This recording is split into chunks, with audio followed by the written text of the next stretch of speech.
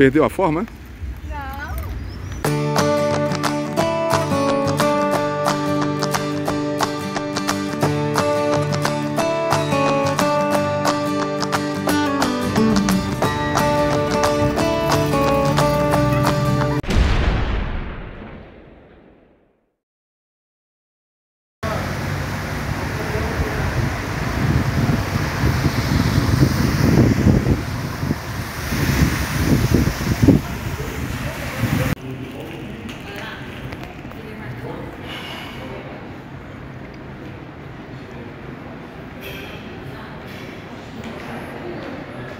Bonito.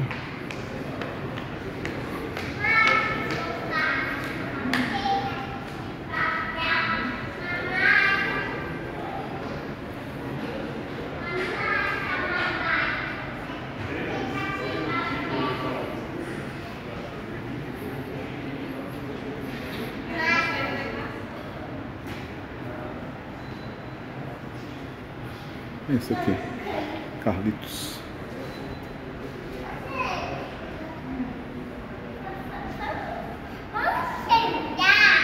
Tesourinha.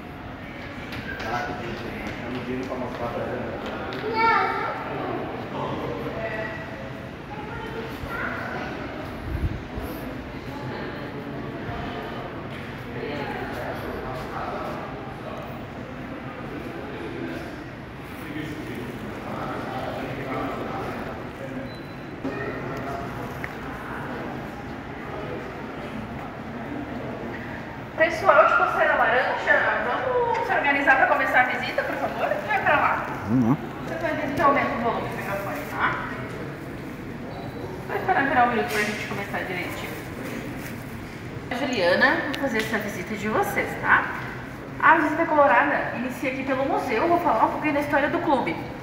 Lá no final da exposição, no primeiro com o Mundial, eu dou uns minutinhos para vocês fazerem fotos e vídeos. Mas se quiser retornar para cá depois da visita, para olhar com calma, fazer mais foto, pode retornar, tá bem? Aí, depois desses minutinhos eu vou chamar vocês. E aí é bem importante vocês prestarem atenção e não se perderem, tá? Vamos todos juntos para a parte de fora do museu. Aí a gente vai entrar hoje ali pelo portão 7, a gente vai passar lá na beirinha do campo, nos bancos de reserva, túnel de acesso, vestiário visitante, corredor lá de acesso dos times. E terminamos hoje na sala de coletivas, tá? Pessoal, aqui na exposição a foto e o vídeo tem que ser sem flash. O restante da visita não tem problema. E aqui na exposição não pode tomar água, nenhum tipo de bebida e também não pode ingerir alimentos, tá certo? O restante da visita daí é mais tranquilo, tá bem? Vocês podem ficar com essas garrafinhas e a gente só pede para não tomar, tá bem? Recados dados, pessoal. Pessoal, a gente não recebe só colorados aqui, tá? Usar a camisa de outro clube não tem problema, mas a gente pede para não exibir faixa, bandeira, cachecol, itens que não sejam do Inter, tá? Mas usar a camisa do seu clube não tem problema. E falando nisso, pessoal, quem aí é colorado? Quem não é colorado? Começando por esse lado aqui, torce para quem? Corintiano. Flamengo. Flamengo. Flamengo também. Goiás. Normal. Bahia. Mais alguém dentro do clube? Não? Pessoal, sejam todos muito bem-vindos à casa do Clube do Povo. Tá? Pessoal, nosso clube foi fundado em 4 de abril de 1909 por 3 irmãos, os irmãos Pope. O José, o Luiz e o Henrique Pope, eles vieram de São Paulo para trabalhar em Porto Alegre. E aí eles queriam continuar jogando futebol assim como faziam lá em São Paulo. Só que o futebol era amador na época. E era muito diferente do que é hoje, né? Então era muito comum que os times fossem fechados para grupos específicos. Formavam uma associação, reuniam um grupo de amigos para fazer um time. Aqui em Porto Alegre tinha o time do futebol, que era só para pessoas de descendência alemã. E o Grêmio naquela época só sentava as pessoas da elite, só os ricos na cidade.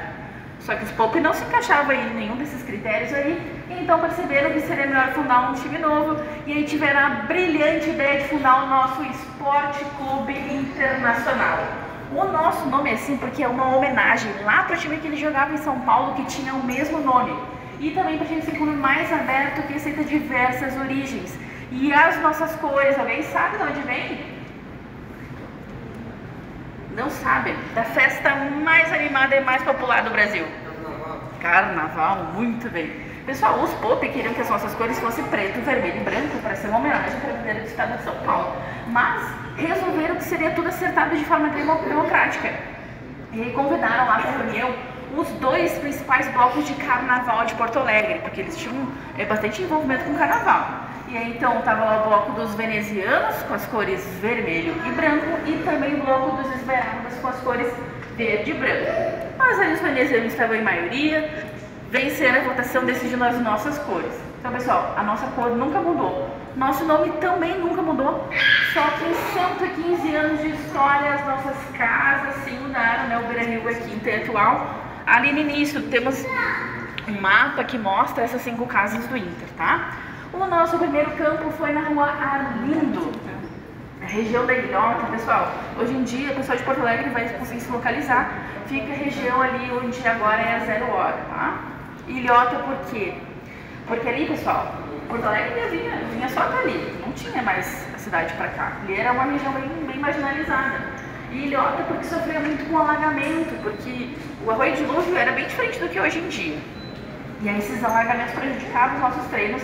Então, em 1910, a gente já estava treinando lá no Campo da Várzea, onde agora vocês podem conhecer como o Parque Redenção ou o Parque Farroupilha. Vocês conhecem a Redenção? Sim. Boa parte de vocês conhecem, né? Parque bem bonito da cidade. Lá dividimos o campo com o time dos estudantes do Colégio Militar, mas não deu muito certo essa história de ter que dividir o campo, porque volta e meia eles tinham seus atritos, tinham brigas lá. Aí saímos lá do Campo da Várzea e alugamos a Chácara dos Eucaliptos. Era um espaço alugado, né? Mas aí só a gente chegava lá, tá, pessoal? E aí foi lá na chácara que conquistamos. Pessoal, a Chácara dos Eucaliptos fica ali na região da Zen, onde mais tarde fizeram um outro estádio, tá? Lá na Chácara dos Eucaliptos conquistamos o nosso primeiro campeonato citadino em 1913 e fizemos sequência até 1917. Por que citadino? Porque naquela época não tinha campeonato gaúcho, muito menos o campeonato nacional. Então o da cidade, né, o metropolitano, era o que a gente disputava. E ali atrás de vocês temos uma raquete de tênis. E essa raquete pertenceu a Maria Monocchio. E ela, em 1918, se tornou a primeira sócia mulher de um time no Brasil. Foi só a primeira sócia do Inter. Foi a primeira de um time no Brasil, pessoal. A mulher não tinha nem direito legal de voto para presidente do país, né? O Inter já tinha ela como sócia mulher. Inclusive, lá na frente da Chácara dos Eucaliptos, o clube construiu um pavilhão para que essas senhoras e senhoritas pudessem praticar esportes, tá? Inclusive, um dado interessante para vocês, pessoal, pode ter relação ou não, mas o Inter é o time do Brasil que mais tem sócias mulheres no seu quadro. Já passamos aí de 25% de mulheres associadas, tá?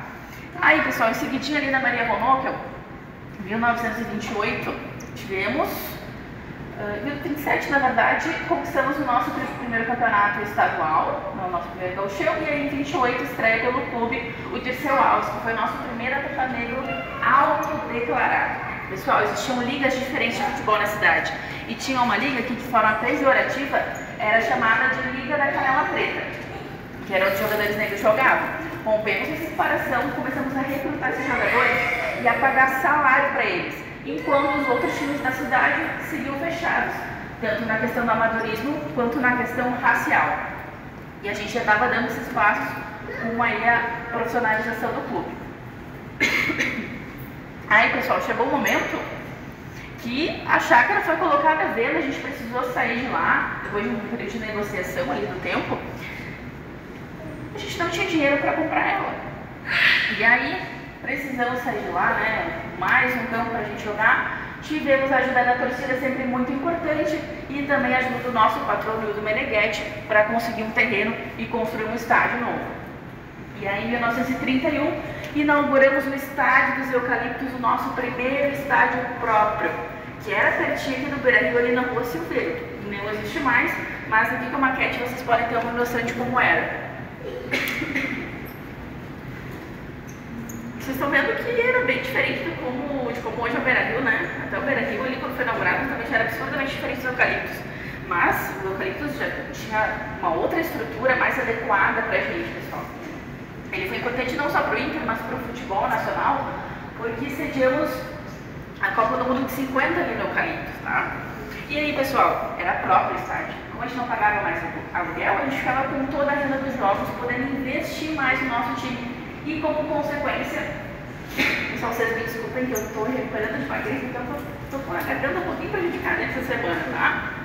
Aí a consequência, pessoal, da gente poder investir mais no nosso time, foi a nossa primeira grande equipe, que foi o Rolo Compressor. Alguém sabe do porquê esse apelido? Exatamente, né? Aquela máquina Rolo Compressor, né? Esmaga as coisas.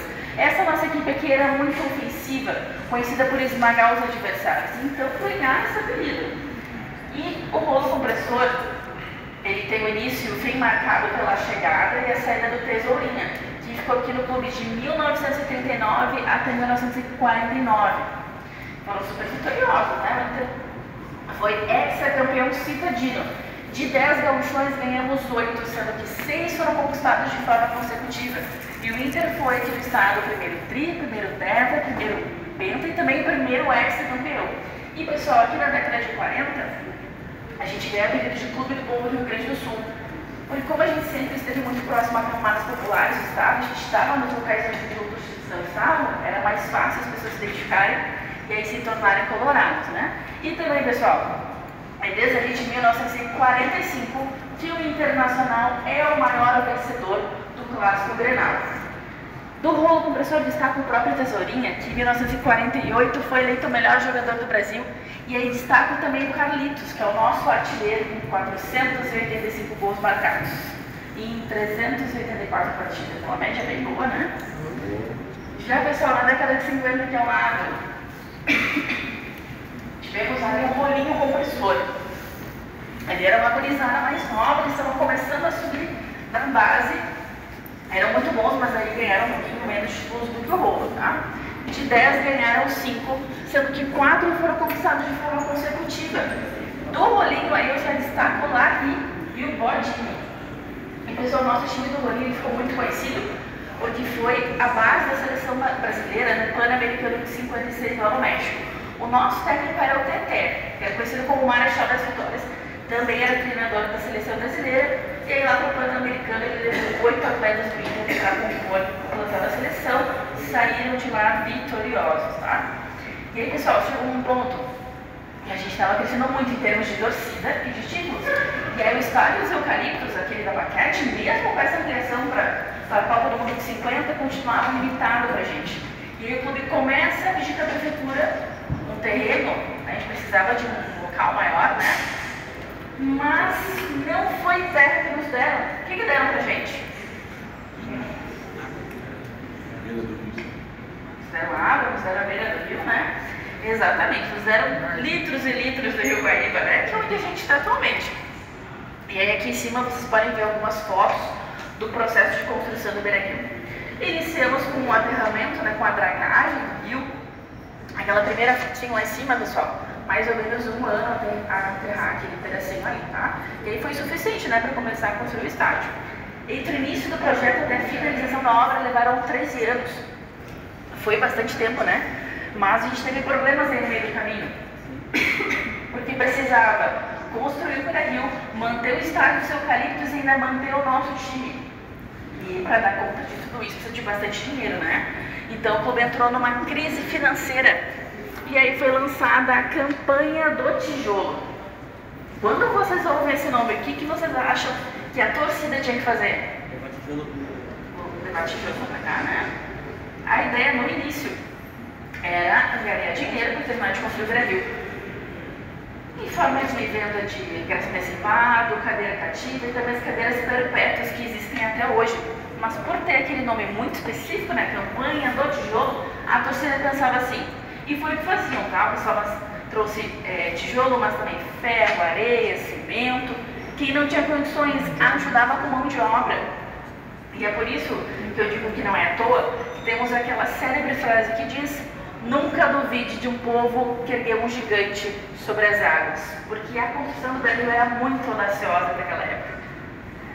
E aí a gente convia com os sacotas, né, dos rivais, que diziam, pessoal, que não era construção de estádio, mas sim de porto, e que não seria a venda de cadeira cativa, mas sim de boia cativa.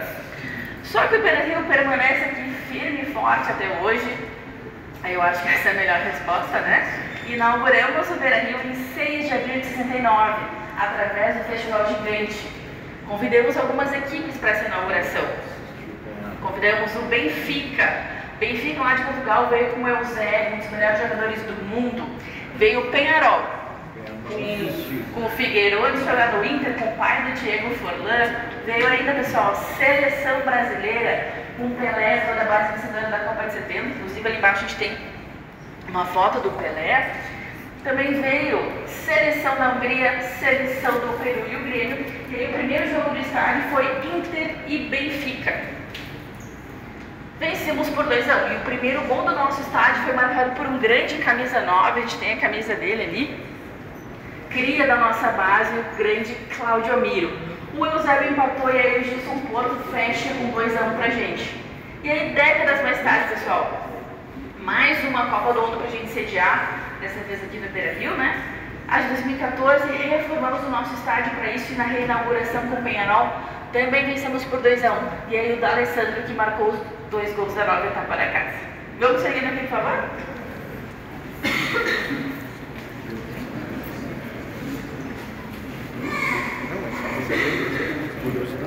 Vamos lá. Pessoal, vocês podem falar?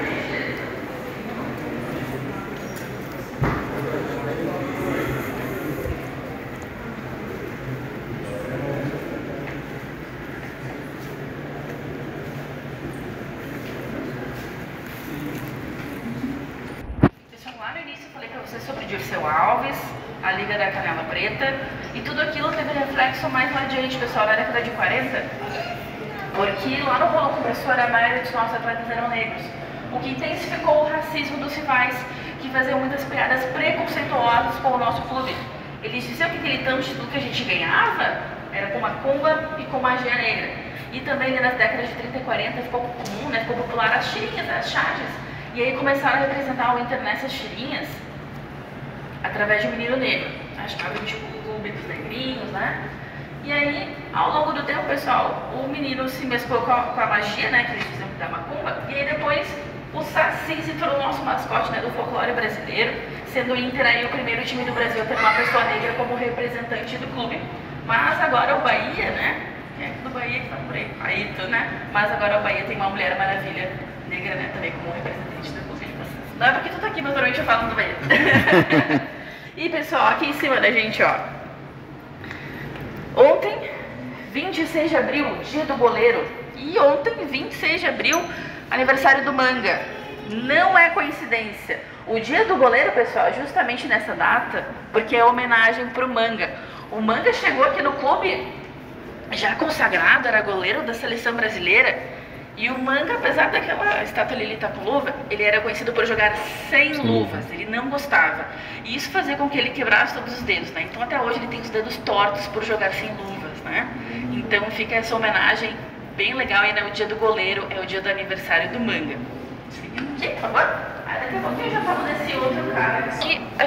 Aqui ao lado a gente tem um pedaço da exposição que homenageia um ilustríssimo torcedor colorado, que foi o Vicente Hall. O Vicente Hall foi campeão com o Inter ali em 27, mesmo ele tendo jogado apenas um jogo, mas ele mesmo dizia que ele não era muito bom de bola. E ajudou muito o nosso clube fora das 4 linhas nas décadas seguintes, tá? Ele criou o departamento juvenil, que foi embrião ali da escola rubra, do celeiro de Ases, na nossa categoria de base. Ele criou também, pessoal, o DCP, que foi a primeira torcida organizada aqui do Rio Grande do Sul. O Vicente Hall era carnavalesco, então vocês estão vendo uma fantasia aí de Rei Momo, né? Foi Rei Momo de Porto Alegre durante 22 anos. E aí, pessoal, ele revolucionou a forma de se torcer. Porque como é que era o estádio antigamente, né? Eram os homens de terno, de cartola, de chapéu, as mulheres de vestido, todo mundo sentado, né? Civilizadamente. E aí, do carnaval para a arquibancada, ele trouxe toda a questão da festa, das serpentinas, dos fogos, das faixas, né? No início, as outras torcidas aqui de Porto Alegre, os outros clubes, achavam isso uma selvageria, né? Mas depois naturalmente passaram a copiar também. Então muito do que hoje a gente faz na arquibancada a gente deve à iniciativa do Vicente Hall. Ele também criou a charanga colorada, né, que a gente conhece como banda. Ele era tão colorado que era conhecido como o 12º jogador, inclusive nasceu exatamente um ano antes do Inter, tá? E inclusive, pessoal, foi ele que deu o apelido lá de rolo compressor, certo? E do lado aqui da Vicente Hall, pessoal, pode chegar mais pertinho. Eu falei pra vocês que a década de 60 foi marcada por dificuldade financeira, porque todo o nosso recurso era aplicado na construção do Beira-Rio, então não tinha muito dinheiro para investir no time. Isso se refletiu nos títulos ali daquela década. Ganhamos o Gauchão de 61 e depois de novo lá em 69. Entre esse meio tempo, o rival quebrou o nosso recorde do rolo compressor, o Hexa, e se tornaram hepta, tá? Mas aí com o Beira-Rio inaugurado a gente conseguiu se reestruturar financeiramente e fazer mais investimentos no plantel, né? E aí, de 69 até 76, conquistamos o octacampeonato gaúcho, né? 8 vezes seguidas, né? Essa aqui que é a maior sequência de estaduais do Rio Grande do Sul. Indo mais adiante aqui um pouquinho, mas também ali na década de 70, pessoal, em 75, fomos o primeiro time gaúcho a conquistar o campeonato nacional, lá numa partida contra o Cruzeiro, aqui no Beira-Rio, as 3 aqui em casa, na verdade, né? Em 75, quem marcou o gol do título foi o Figueroa, daquela estátua suspensa ali, aquele grande camisa 3, um dos melhores zagueiros do mundo, né? O maior jogador da história do Chile. Era conhecido, né, como o patrão da área. Eu sou suspeita para falar, sou muito fã do Figueroa. 76, pessoal, nosso bicampeonato nacional em cima do Corinthians, com gols de Dada Maravilha e de Valdomiro. Não sei se vocês notaram, mas ali ao lado da escada embaixo a gente tem uma estátua. Essa estátua é do Valdomiro. Ele é o recordista de partidas pelo Inter com 803 jogos. É muita coisa, né? Aí 79, nosso terceiro título nacional em cima do Vasco, né? Mas com o grande detalhe de ser campeão invicto, né? Uma grande marca, né? A gente foi o primeiro e até agora o único a vencer o Brasileirão dessa forma. Em 79, quem marcou o gol na vitória foi o Jair e o Falcão, né? Falcão, grande nome aqui do Inter, chegou aqui no clube com 11 anos e aí com 19 passou para o plantel profissional. Pessoal, convido vocês agora para uma reflexão. Não sei se notaram, mas eu ainda não falei nada de futebol feminino. Se deram conta? Do porquê será? Começou depois, né? E por que será que começou depois?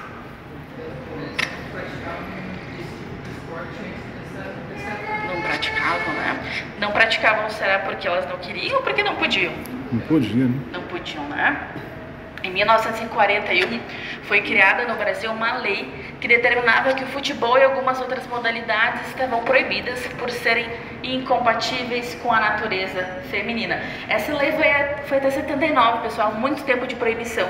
Aí em 79 é revogado o decreto, mas de fato ele foi regulamentado só em 83. Porque durante esses anos o futebol feminino ele até resistiu, como eu costumo dizer, porque era praticado de forma clandestina. Inclusive tem várias manchetes, inclusive tem um trabalho muito legal lá no Museu do Futebol que mostra, pessoal, as mulheres iam presas. É insano a gente pensar nisso hoje, né? Mas elas iam presas somente por jogar futebol. Aí o nosso departamento começa aqui em 83. No mesmo ano as gurias ganham o campeonato estadual da modalidade. Tivemos grandes atletas como a Bel e a Duda, que jogaram nos anos 80 e 90 do Inter. Mas também cito a Líria Lustre, a gente tem espaço delas ali atrás. A Bel e a Duda jogaram na seleção brasileira. A Duda começa aqui no clube com 13 anos direto, né, que o principal ainda não existia a categoria de base na época dela. A Bel foi a primeira jogadora do Brasil a ter uma chuteira com o seu nome, porque era comum as gurias jogarem com chuteira masculina. Ah, inclusive a gente tem a chuteira dela ali.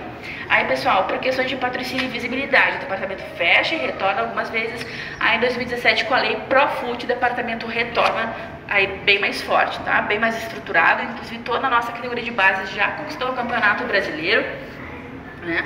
2022 ali batemos na trave no Campeonato Nacional, né? Ficamos com vice, mas garantimos a vaga para a Libertadores de 2023. Foi a primeira vez que o time gaúcho participou desse campeonato, né, que também na modalidade feminina, né, é o principal do continente. Ficamos na semi, mas ali na Libertadores tivemos a Priscila Silva. artilheira da Libertadores. A Priscila já era medalhista pela seleção, foi artilheira e em seguida foi eleita rainha da América, né? Um grande nome ali do nosso time atual, tudo isso com apenas 19 anos. Eu também cito, pessoal, a Isa Haas, nossa zagueira, cito também a Bruna Benítez, jogou na seleção brasileira também zagueira, Belém Aquino da seleção uruguaia, entre várias outras, tá? 2023 ainda, pessoal, elas foram além, conquistaram a Ladies Cup lá em São Paulo de forma inédita e aqui, onde elas estão acostumadas a mandar, colocaram no bolso o 14º título do Campeonato Gaúcho, justamente lá na casa das rivais, tá? Pessoal, temos 14 gaúchões, 10 a mais que o segundo colocado, que provavelmente vocês sabem quem seja, né?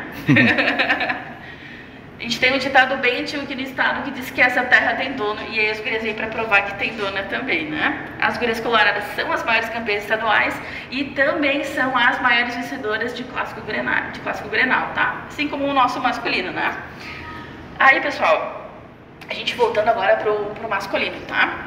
Os anos 80, a gente bateu na trave algumas competições bem importantes, como a Libertadores de 80, a Copa União de 87 e o Brasileiro de 88. Mas foi uma década bem marcada por torneio amistoso internacional, como, por exemplo, o Troféu Angama de 82, que é um torneio organizado pelo Barcelona. Em 82 era Inter, Barcelona, Colônia da Alemanha e Manchester City. Semifinal, Inter e Barcelona, com o Camp Nou com 100 mil pessoas para ver a estreia do Maradona. Já não era pouca coisa, né? Mas vencemos eles. E a semifinal vencemos o Manchester City. E nos tornamos o único time fora da Europa a ter esse troféu. Ganhamos ainda a Copa Kirin em 84 no Japão, outros amistosos. Tivemos grandes atletas que ficaram marcados, né? Como o Tafarel, o Dunga também, entre vários outros. Mas, pessoal, de fato, estava demorando um pouco para a gente voltar a ganhar um título de expressão nacional. E aí foi em 92 a nossa Copa do Brasil em cima do Fluminense, em que o Pinga sofreu o pênalti e o Célio Silva marcou o gol do título. Seguindo mais adiante, depois daquela Copa do Brasil a gente ganhou um gauchão aqui, outro ali. Mas, pessoal, até meados dos anos 2000 a gente estava com uma grande dor de cabeça, porque estava mesmo uma época de jejum, né? E depois de 13 anos sem se classificar para disputar a Libertadores, o nosso retorno foi de forma triunfal. Vencemos na época campeão mundial São Paulo, conquistamos a nossa primeira Libertadores. 2010 o bicampeonato em cima do Chivas Guadalajara lá do México. Conquistamos 2 Recopas. 2008 a gente foi o primeiro time do Brasil a conquistar a Copa Sul-Americana lá contra os Estudiantes. Ganhamos outros torneios internacionais, mas fugindo de uma linha do tempo, eu deixo por último aquele título principal. Vamos seguir aqui. Aquele título que todo clube almeja, pessoal. Todo mundo quer, mas não é todo mundo que tem. O Mundial de Clubes da FIFA. Conquistamos em 17 de dezembro de 2006. Pouquinhos dias antes ali, na semifinal lá contra o Ari, né, que os guris da base brilharam, né? Gols de Alexandre Paff e Luiz Adriano. A grande final contra o todo poderoso Barcelona, que para nós colorados estava diferenciado esse jogo, de um sabor a mais de ganhar, né? Porque o Barcelona tinha o cria do nosso rival, o Ronaldinho Gaúcho. O Barcelona ainda tinha o Deco, Xavi, Iniesta, Puyol, uma grande equipe. Só que mesmo assim o Barcelona não conseguiu ganhar da gente. Ao longo da partida lá no segundo tempo, nosso eterno capitão Fernandão estava sentindo muita câimbra, né? Fernandão estava com dor e o Índio, nosso zagueiro, estava literalmente dando sangue em campo, né? Depois daquela trombada lá, quebrou o nariz. E aí o Abel Braga tinha que tirar um dos dois, né? Pede pro Índio aguentar um pouco mais e saca justo a referência daquela nossa equipe, tira o Fernandão. E aí quem que ele coloca no lugar? Coloca Adriano Gabiru, né? Eu gosto de perguntar pra vocês, que eu gosto de ver a reação. Porque vocês, assim como eu sei, né? Vocês começam a lembrar do momento que entrou o Gabiru, né? Porque o Gabiru era extremamente contestado pela torcida, a pessoa não gostava muito dele. Mas o Gabiru entrou, aí teve um momento que lá atrás a jogada se inicia com o Índio, chega lá na frente nos pés do Yarley, nosso 10, o melhor daquele jogo. E de um lado, o guri da base, Luiz Adriano, de outro lado, aquele tão criticado pela torcida, Adriano Gabiru. E aí aos 36 do segundo tempo, o Adriano Gabiru marca o gol do nosso título. E é por isso que a gente exibe aqui para vocês o único troféu de campeão do mundo da FIFA na região sul do Brasil. Então, para ver esse troféu, vocês estão exatamente no lugar certo aqui na região, certo, pessoal? Essa parte do museu é isso, pessoal. Vocês podem ficar à vontade para explorar um pouquinho mais o museu. Tem outros totens lá atrás, tem escurinho, tem falcão, tem Rafael Sobes, tá? Vocês podem ficar à vontade. Tenham cuidado de vocês para não pisarem naquele tapete ali, ó.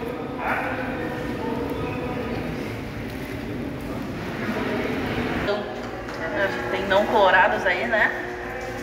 O Fernandão foi um grande atacante do Inter, chegou no clube em 2004, né? Então esse ano já completa 20 anos da chegada dele no clube. E o primeiro jogo do Fernandão já não era pouca coisa e parecia que ali já estava predestinado, né? O primeiro jogo do Fernandão no Inter foi um Grenal aqui no Beira-Rio e o Fernandão marcou o gol de número 1000 em Grenais, tem uma plaquinha ali em cima. E a partir de então ele teve início a uma história fantástica aqui no clube e nos capitaneou a diversas glórias, as maiores glórias que um clube pode alcançar. Felizmente nos deixou em um acidente de helicóptero em 2014, mas eu sei que ele vive no coração de cada colorado e cada colorada. E aqui a gente expressa um pouquinho, né, do nosso carinho no Memorial do Fernandão. Vou dar um minutinho para vocês fazerem foto e a gente segue. Vestiário, tá? A nossa garagem fica pra lá em seguidinha, né, ao lado do portão 8, certo? E pessoal, a gente vai entrar ali. Tá vendo todo mundo?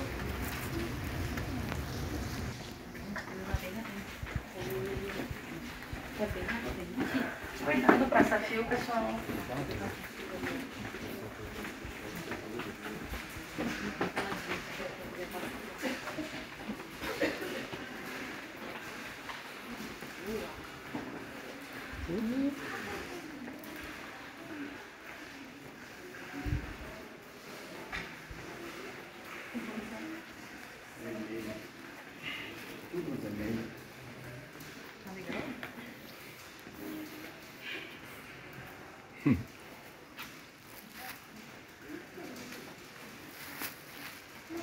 Por aquela porta de vidro que a gente entrou, vocês viram que tem um balcão ali, né? Por aquele balcão é feito o credenciamento da parte da imprensa, tá? Então todo o pessoal que vai trabalhar na transmissão do jogo, né? Eles se credenciam ali e vão para suas respectivas posições, tá? Aqui onde vocês estão é a zona mista, mas a gente não vai ficar muito tempo, tá? Só passar por aqui. E aqui, pessoal, ficam mais jornalistas aqui nessa mesa trabalhando, tá? Inclusive o pessoal da rádio fica passando escalação, alguns por aqui. As crianças que entram com os atletas no campo, eles aguardam aqui antes de passar aqui para o túnel, tá? Essa porta fica fechada. E também, quando os atletas estão indo embora, alguns dão uma última palavrinha por aqui. Então, talvez vocês reconheçam, né, as plotagens aí de alguns vídeos, tá? Seguindo mais adiante aqui, pessoal. Victor vem desse lado, o time adversário vem desse lado.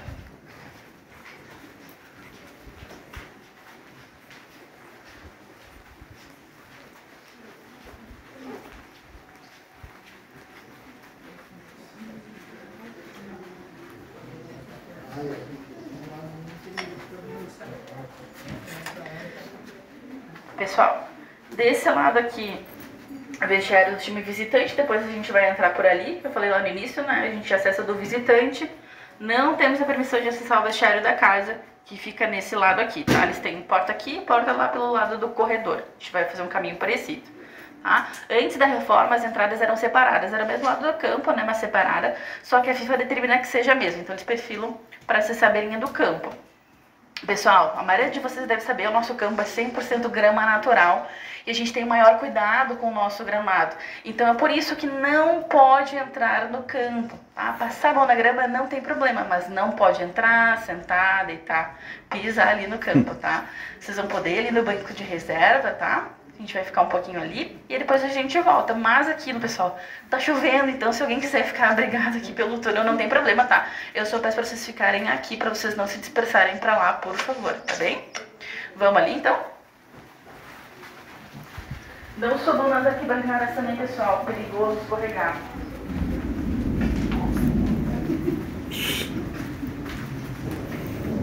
Caramba! Pessoal, cuidado. Aí, ó.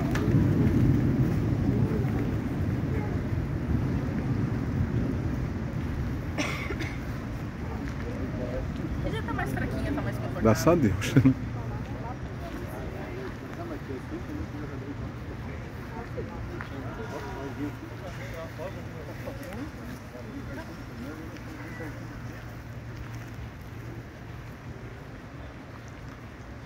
Ah, nunca tem trave.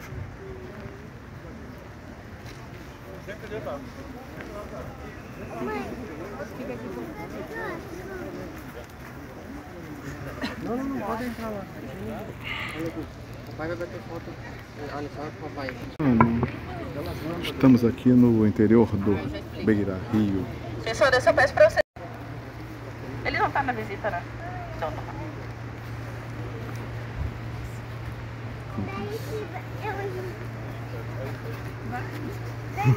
Vem, mãe.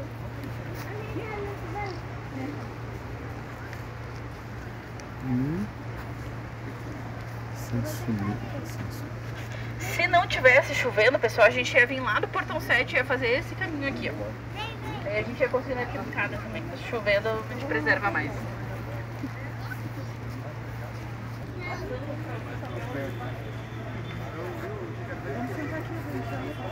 Gente do Beira Rio.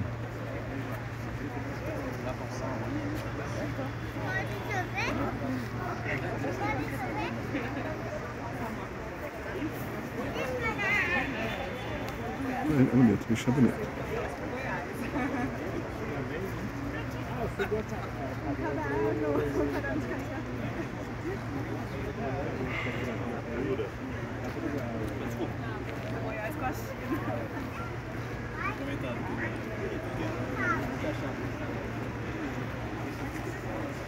Operações. É lá que é feito todo o monitoramento de segurança do Complexo Beira Rio, tá?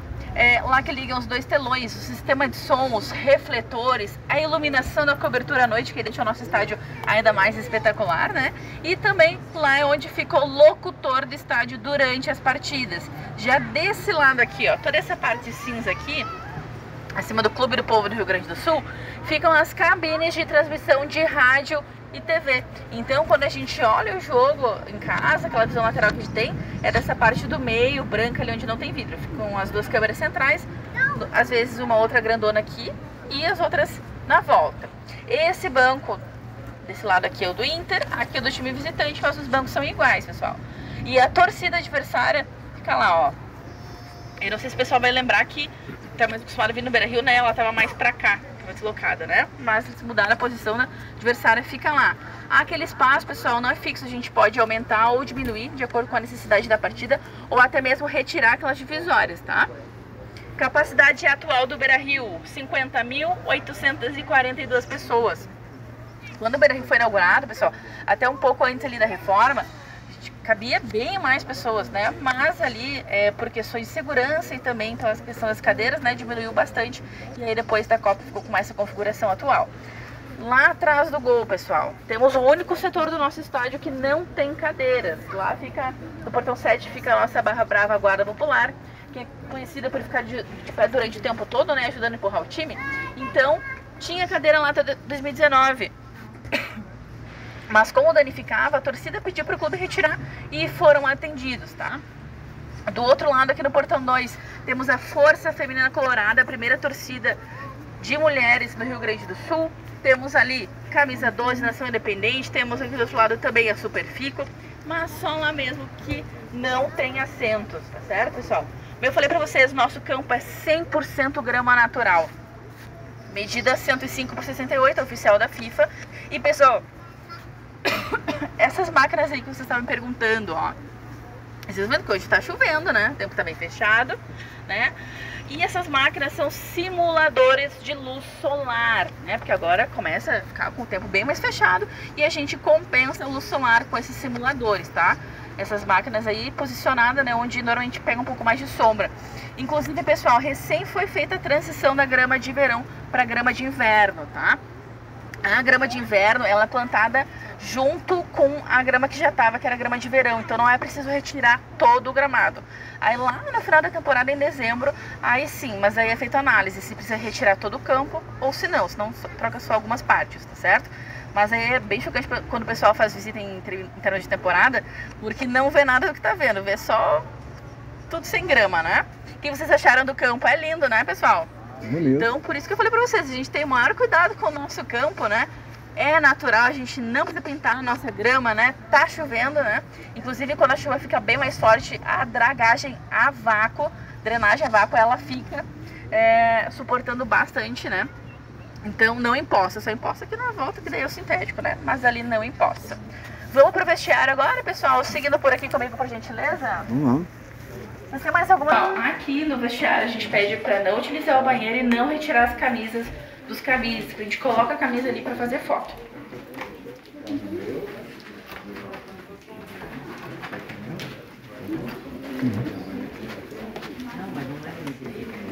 Pode entrar, pode entrar. Aqui pra isso.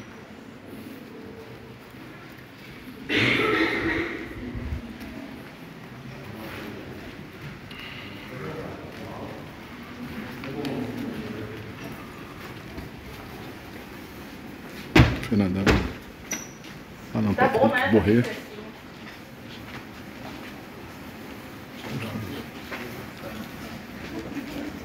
Renê? Larinho. Amigas. Amigas.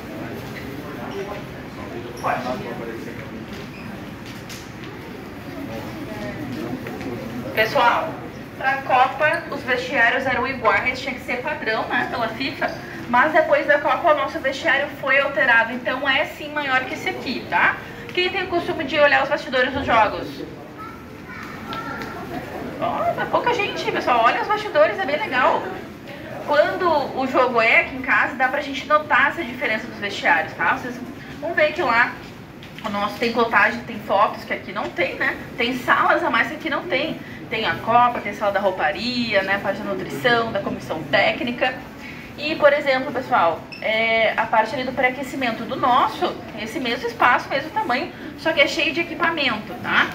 A parte dos armários. Aqui é o mesmo estilo, mas os armários, por exemplo, a gente pega lá o do Fernando em cima, fica com o nome dele atrás da camisa foto, e aí cada armário é assim, tá?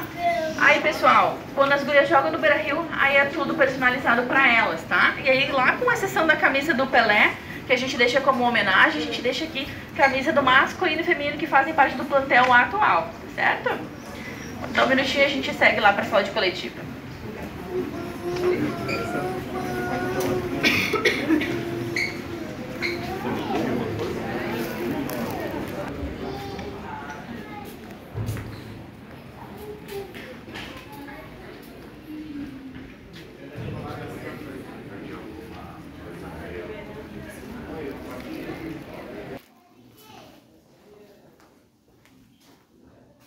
O chuveiro aí da...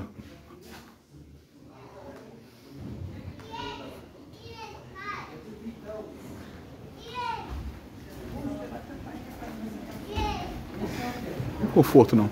Não tem conforto não.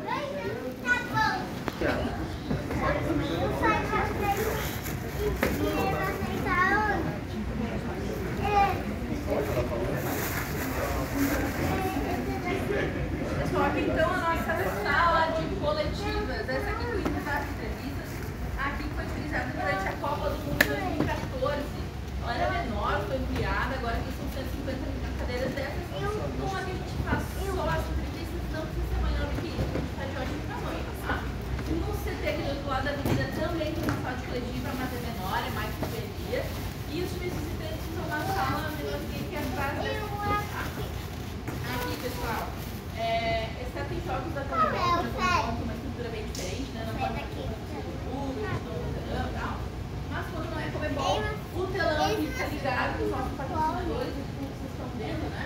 E aí fica posicionado os microfones. E, pessoal, repare que quando a gente olha aqui